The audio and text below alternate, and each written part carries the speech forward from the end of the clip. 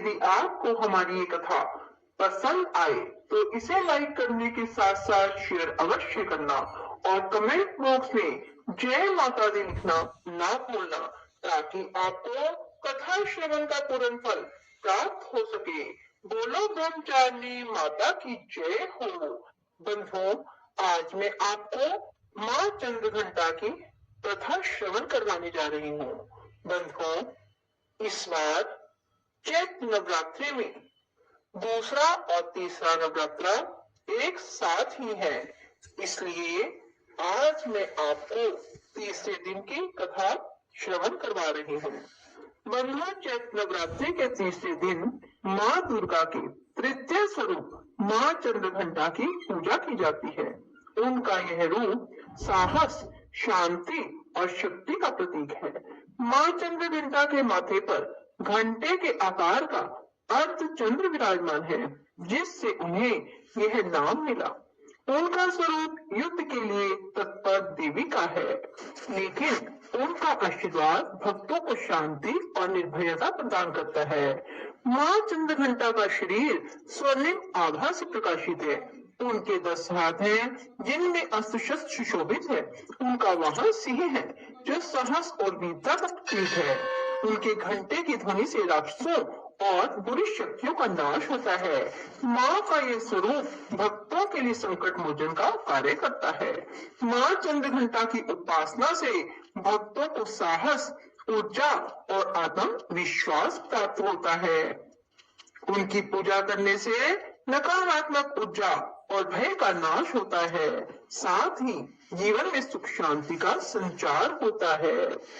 तीसरे नवरात्रे प्रातः काल स्नान के बाद स्वच्छ वस्त्र धारण करें, पूजा स्थल को शुद्ध करें, गंगा जल छिड़कें, कलश स्थापना के बाद कलश की पूजा करें और माँ चंद्रघंटा का आह्वान करें। माँ की पूजा में लाल फूल, अक्षत, रोली, धूप, दीपक, चंदन और शहद का भोग अर्पित करें। माँ को दूध या दूध से बनी मिठाई का भोग लगाएं। माँ के लिए इस मंत्र का उच्चारण करें, ओम देवी चंद्रघंटाए नमः। फिर माँ को भोग लगाएं और आरती करें। व्रत के दिन फलाहार रहें।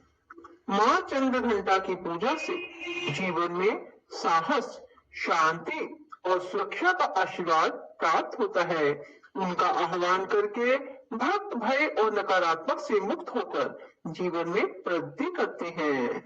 इस नवरात्रि माँ चंद्रघंटा की कृपा से जीवन को निर्भयता और शक्ति से परिपूर्ण कर लीजिए।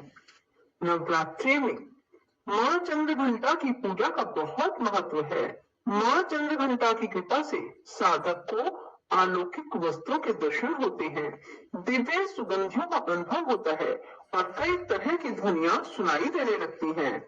इन क्षणों में साधक को बहुत सावधान रहना चाहिए।